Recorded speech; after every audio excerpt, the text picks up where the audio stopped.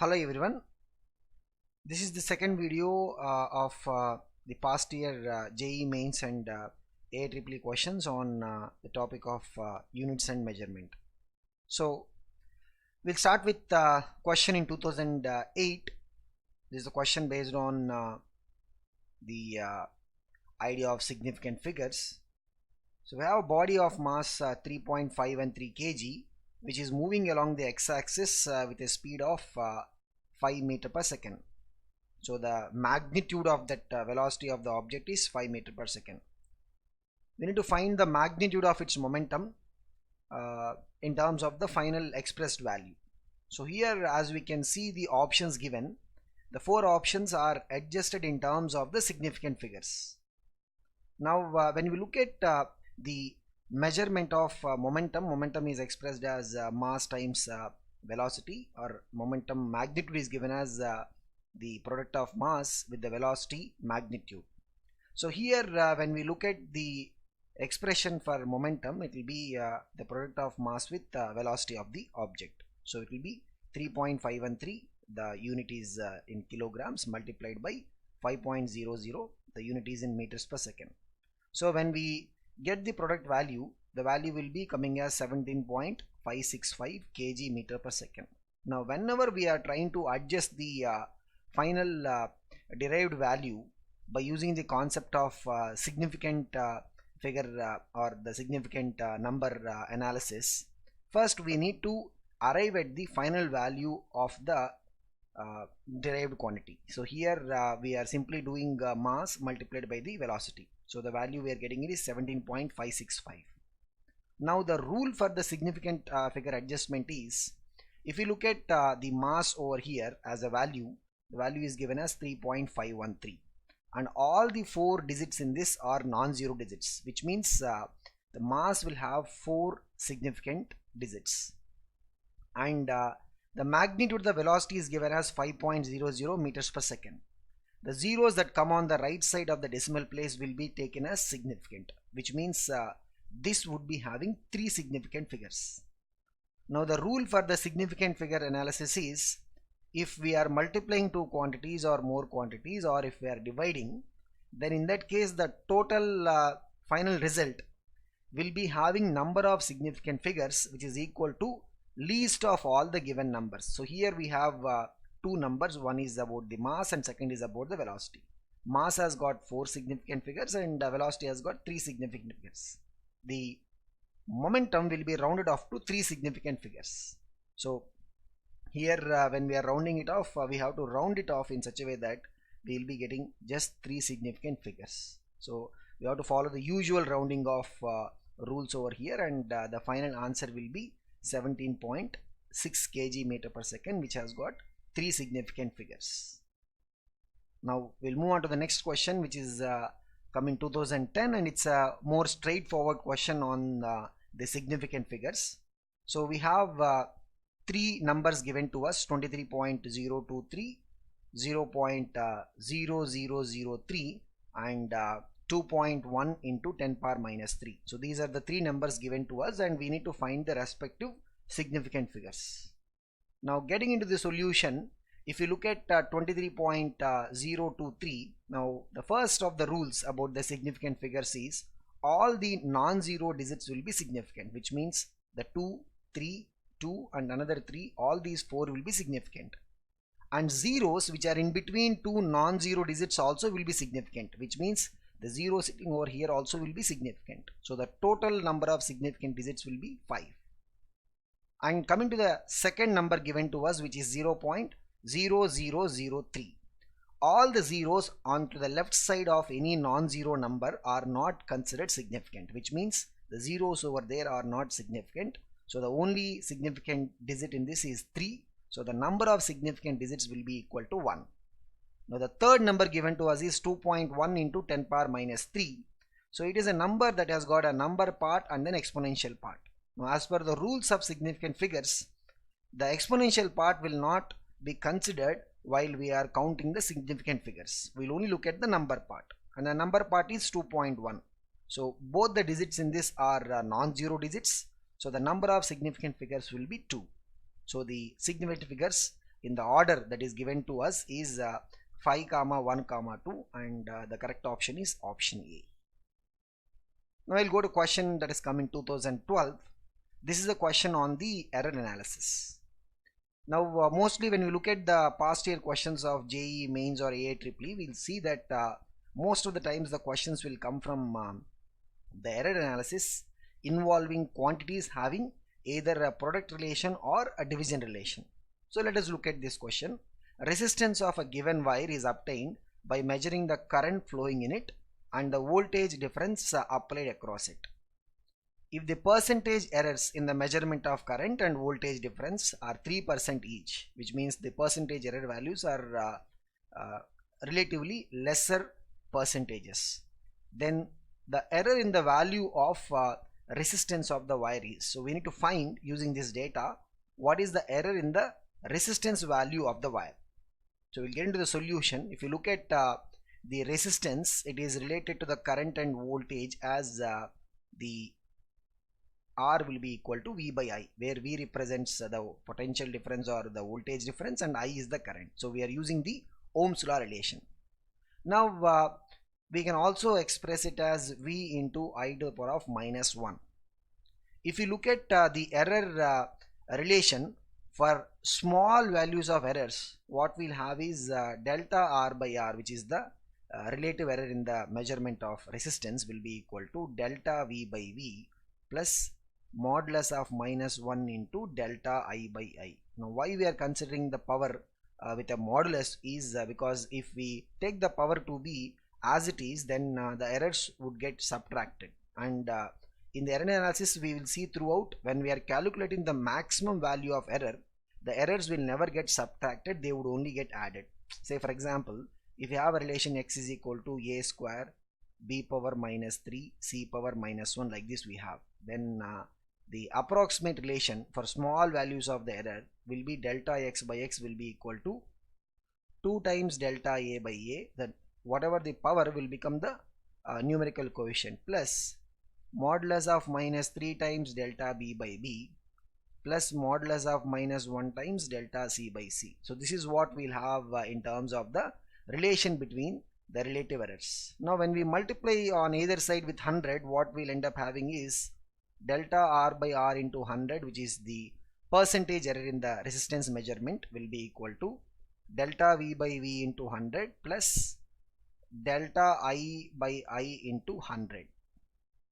Now delta V by V into 100 is the percentage error in the voltage difference, which is given to be 3%, and delta I by I into 100 is the percentage error in the current, which is also 3%. So the approximate value for the error, percentage error in the resistance measurement is 6%. So the correct option is A.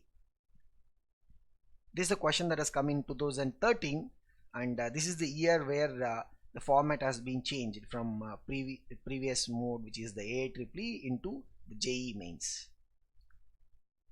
Let epsilon naught within parenthesis denote the dimensional formula of permittivity of vacuum. So we'll use epsilon naught to represent the permittivity of vacuum or free space.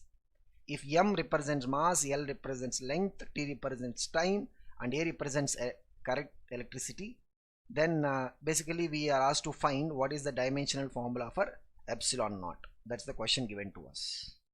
So if you look at the dimensional formula for epsilon naught, we need to have an equation or a formula where the permittivity of vacuum will appear, and one of the very basic formulas that we have in electrostatics is the magnitude of force between two charged particles, which is given by 1 by 4 pi epsilon naught mod of q1 q2 divided by r square. And using the dimensional analysis, if you have an equation, LHS and RHS must have the same dimensions, which would mean that LHS dimensions of force is mLT power minus 2, which is equal to the number 4 pi is a numerical constant, it will not have any dimensions, so denominator will have dimensions of epsilon naught, and charge will be current into time. So we'll have current into time coming 2 times because there are two charge terms over there, divided by r square. R is the distance between the two charges, which is nothing but length. Now we need to find the epsilon naught dimension, which means we will take it to the left side. It will go to the numerator, and the term already on the LHS, we will bring it to the RHS, that will be going to the denominator. Now on doing this rearrangement, what we will be having is a square t square will be already there in the numerator and the RHS side. Now the term on the LHS will be simply going to the denominator, L square. So finally what we will be having is a square t power 4 L power minus 3 and m power minus 1. Sometimes we would prefer starting with mass, length, time in that order. So we can even write it as m power minus 1, L power minus 3, t power 4 and a square. So this is the dimensional formula for the permittivity of vacuum. Now the thing is, permittivity of any other medium also will have the same dimensional formula. We'll go to the question that has come in 2015. This is again one more question on the idea of error analysis. The period of oscillation of a simple pendulum, the time period, is given by t is equal to 2 pi root L by G.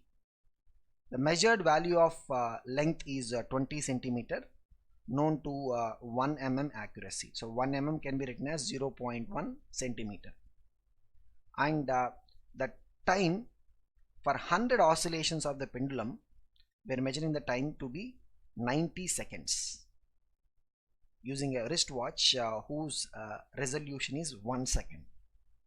Now we need to find the accuracy in the determination of small g. Small g is acceleration due to gravity. So you look at the formula for the time period, t is equal to 2 pi root of L by G. So we are trying to look at the acceleration due to gravity. So what we can do over here is we can square it on both sides. So if we square it on both sides, what we have is t square will be equal to 4 pi square, and on rearranging what we'll have is g is equal to 4 pi square L by t square. We can also write it as g is equal to 4 pi square L t to the power of minus 2. So this is the expression for the value of g.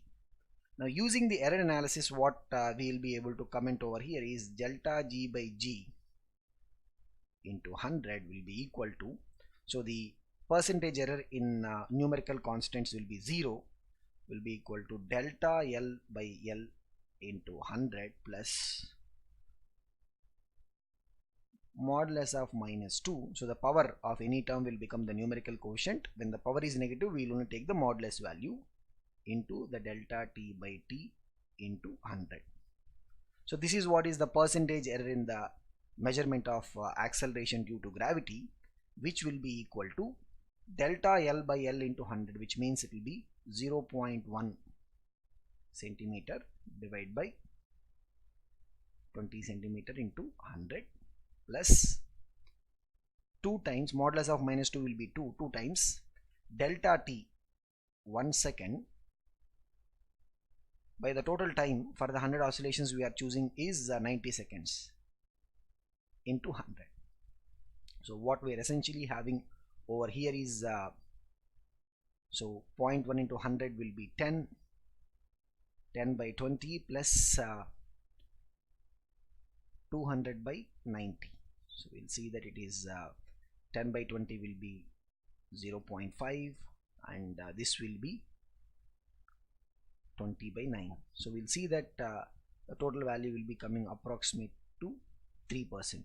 So the percentage value in the determination of G, percentage error value in the determination of G will be close to 3%. So we'll have to focus mainly on the relative error and percentage error relation involving the derived quantities where we have the relation to be either a product relation or a division relation. So that is the area where in the past years they have been focusing questions on. Now we look at next question. This is a question on the mean value measurement. So student measures the time period of 100 oscillations of simple pendulum 4 times, and the data that is coming for these 100 oscillations is 90 seconds, 91 seconds, 95 seconds and 92 seconds. And if the minimum division in the measuring clock is 1 second, then the reported mean should be how much? So this is a question that has come in JEE Main 2016. Now when we look at the measured values, so measured values are 90 seconds, 91 seconds, 95 seconds and 92 seconds. We can see that the mean value will be equal to, so we have 90 seconds, 91 seconds and then 95 seconds and then 92 seconds. So if we take an average of them, and what we will be getting is it will be 92 seconds. So this is mean value, but we have to express the mean value with the approximate deviation.